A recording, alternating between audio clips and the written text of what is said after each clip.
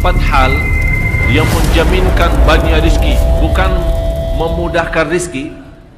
Tolong Bapak Ibu hafal, empat hal bukan menjaminkan rizki, bukan memudahkan rizki, tidak. Empat hal mendatangkan rizki kemari.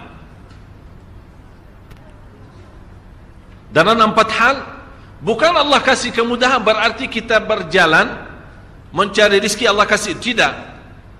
Bukan dikasih kemudahan, tapi di mana saja kita ada, posisi kita di mana saja, Allah datangkan rizki kepada kita.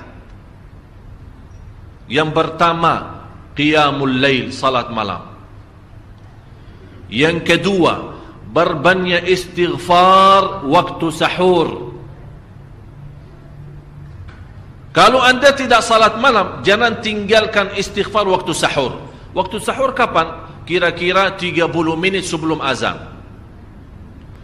Disitulah Allah sendiri memuji, Allah bangga dan senang terhadap orang yang sahur. Sampai ulama berkata, tidak ada ibadah yang terbaik di waktu sahur selain istighfar.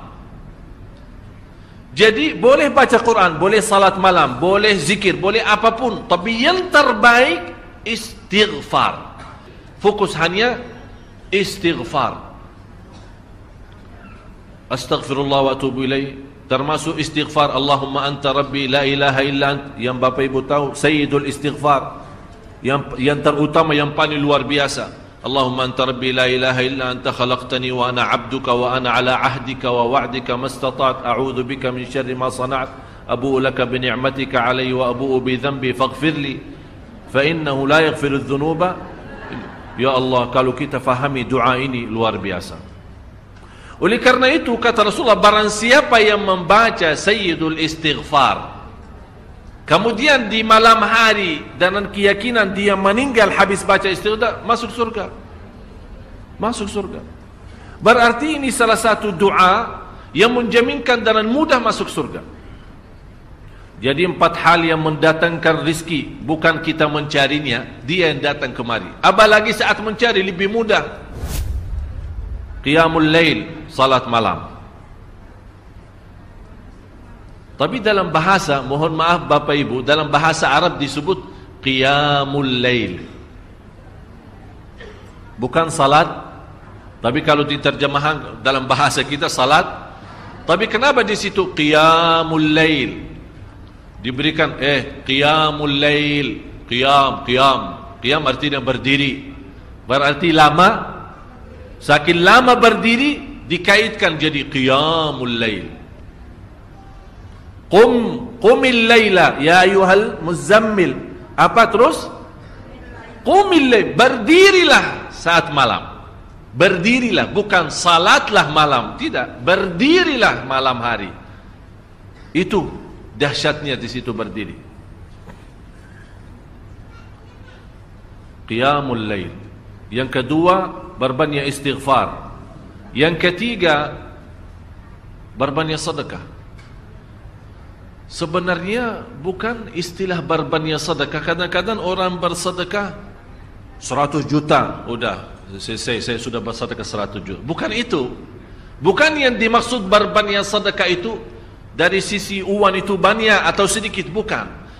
Yang dimaksud rahasia sedekah, ta'ahudus sedekah, istiqamah bersedekah.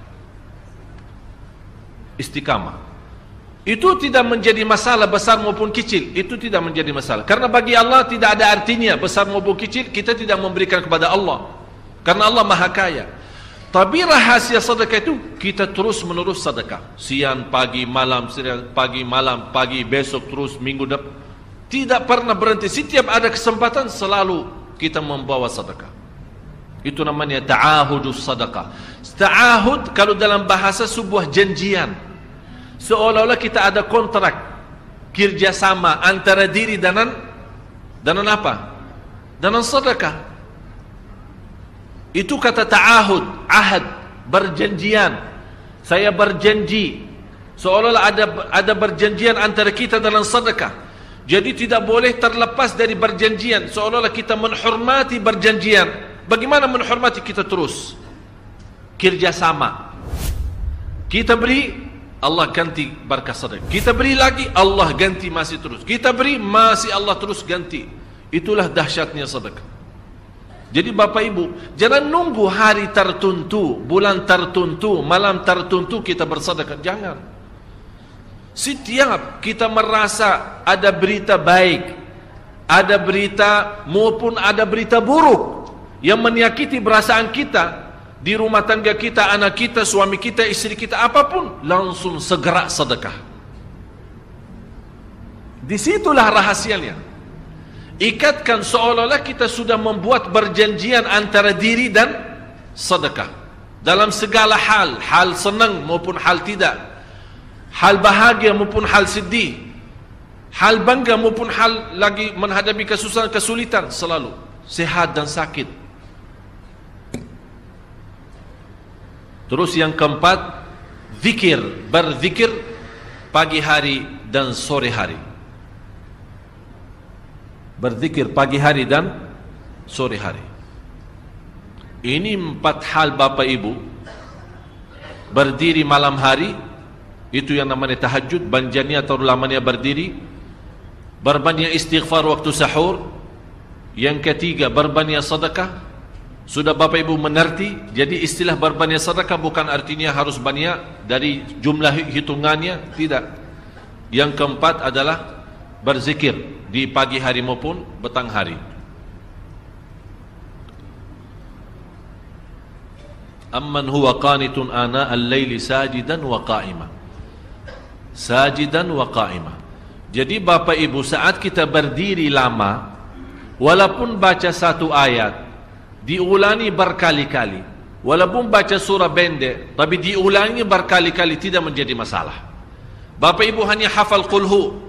Qulhu dibaca 3 kali, pahalanya seperti baca Al-Quran 30 juz. Ada seorang salih mengajak kawannya, sudah mendekati subuh, ayo bangun salat malam dan baca sepertiga Al-Quran. Langsung orang itu menjawab, bagaimana saya baca, sebentar lagi muazan. Bacalah qul huwallahu ahad. Salat malam dan qul huwallahu ahad. Jadi Bapak Ibu, yang saya harap, jangan susah fikir, ya Allah saya mau baca apaan. Tak usah susah fikir. Baca dan nikmati, yang penting nikmati bacaan. Walaupun qul huwallahu ahad setiap hari. Kalau kita pusing baca, Allah tidak akan pusing mendengar. Malah Allah paling senang mendengar bisikan bacaan dan bisikan doa kita malam hari. Allah paling senang mendengar bisikan doa munajat kita malam hari. Itu luar biasa.